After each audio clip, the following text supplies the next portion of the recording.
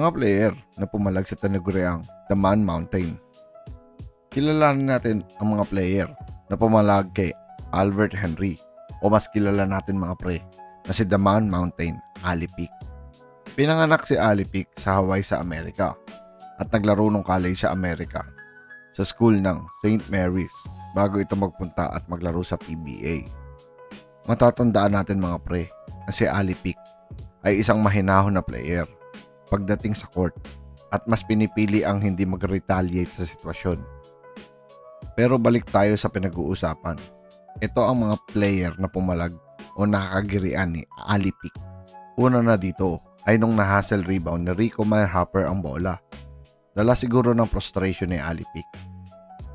At tinamaan pa siya ng siko ni Rico ay nawala na sa cool si Ali at bigla niya itong inakap at winesiwas. Na akala mo'y pitbull at ayaw ng bitawan para bang gusto nang iuwi sa kanila. Pangalawa na dito ay nung maglaban ang crowd favorite na Ginebra San Miguel at Talk and Text. Lamang ang Ginebra noong mga oras na to ng 15 puntos. Nang mapasahan ni Jimmy Alapag sa ilalim si Ali Peak at mabuwag ang depensa ni Billy the Bully Mamaril. At nang ito'y titira na ay sinakyan ito ni Billy sa likod at ito'y hindi nagustuhan ni Ali Peak.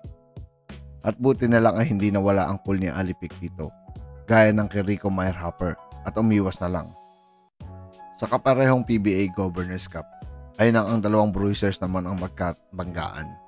TNT laban sa Petron Blaze Booster naman ni Doug Kramer. Habang ang dalawa ay naggugulangan sa pwestuhan, ay makikitang nadiinan ng siko ni Doug Kramer si Ali Peak sa dibdib.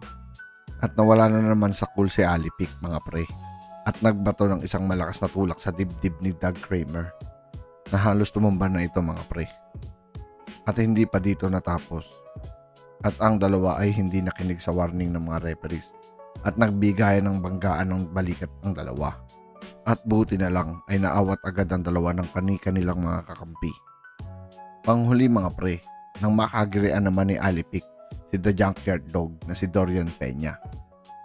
Noong taong 2011 ay nag-uunahan din sa pwesto ang dalawang ito at makikita mga pre na tinamaan ng mas matangkad na si Dorian Peña ang mas maliit na si Ali Peak at nawala ang cool nito at isang mahigpit na yakap ang binigay nito si Peña na akala mo'y mag-asawa sila sa higpit at nakakuha ng technical foul at personal foul sa sequence na ito si Ali Peak sa second motion niyang ginawa.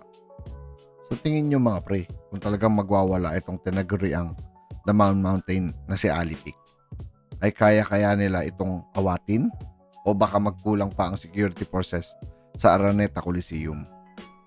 Pakipollow naman ang aking Facebook page na Spotlight and Sports at pipili ako ng 10 lucky sharer ng mananalo ng 500 Gcash. Maraming salamat mga pre.